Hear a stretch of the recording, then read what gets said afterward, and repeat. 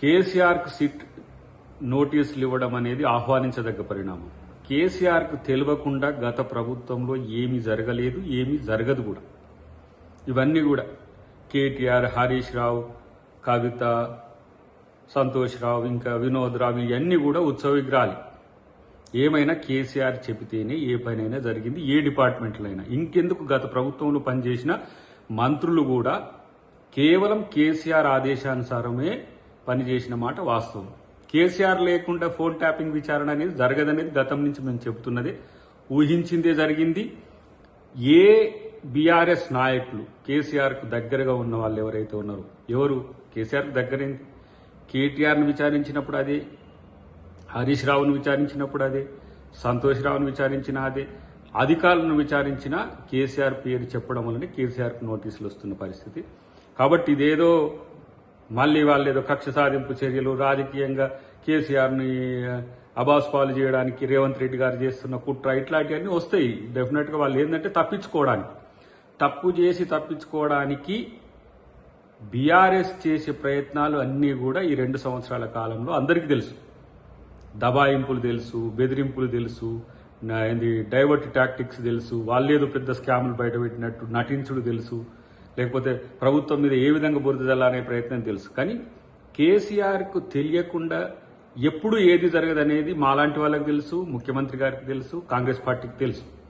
కాబట్టి ఇవాళ కేసీఆర్ నోటీస్ తీసుకున్న తర్వాత వాస్తవాలను చెబితే అది అన్నింటికీ మంచిది. ఎందుకంటే దానివల్ల కొన్ని కుటుంబాలు నాశనమైనవి, కొంతమంది అధికారుల జీవితాలు నాశనమైనవి, కొంతమంది రాజకీయ నాయకుల జీవితాల్లో ఒక అలజడి ఉంది. చివరికి తన రాజకీయ భవితవ్యం కూడా దానివల్లనే నష్టపోయిందనే విషయాన్ని వాళ్ళకి ఇప్పటికి అవగతమై ఉంటుంది. కాబట్టి అధికారం ప్రజలు ఇచ్చినప్పుడు అధికార దుర్వినియోగం చేయకుండా ప్రజల కోసం అధికారాన్ని వినియోగించడం పక్కన పెట్టి రాజకీయాల కోసం సుదీర్ఘకాల రాజకీయ జీవితంలో అధికారమే ఉండాలనే ఒక కాంక్షతో, ఒక రకమైన అత్యాశతో ఈ పరిస్థితి వచ్చిందని నేను అనుకుంటున్నా.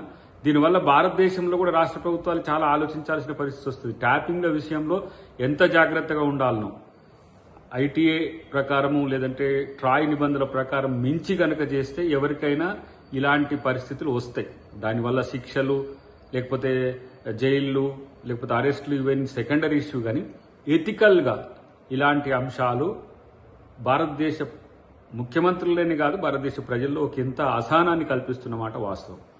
ఎందుకంటే ప్రైవేట్ జీవితంలోకి తొంగి చూడడము, ప్రైవేట్ జీవితాల్లోకి ప్రవేశించడము, లేదంటే విపక్ష నాయకుల యొక్క బలహీనతలో బలాలు తెలుసుకొని వాళ్ళని బలహీనులుగా చేయడానికి చేసే కుట్రలు ఏవైతే ఉన్నాయో ఇది రాజనీతి కాదు, ఇది దొరతనం కూడా కాదు నాకు తెలిసి. ఇలాంటి భారత రాజ్యాంగ పరిధిలో పనిచేయాల్సిన వ్యక్తులు, భారత రాజ్యాంగాన్ని అమలు చేస్తూ పరిపాలన కొనసాగించాల్సిన వ్యక్తులు ఇలాంటి నీతిబాహ్యమైన, లేదంటే ఇంకా చెప్పాలంటే దిగజారే రాజకీయాలకు ప్రభుత్వాలను వాడుకోవడం అనేది మంచిది కాదు.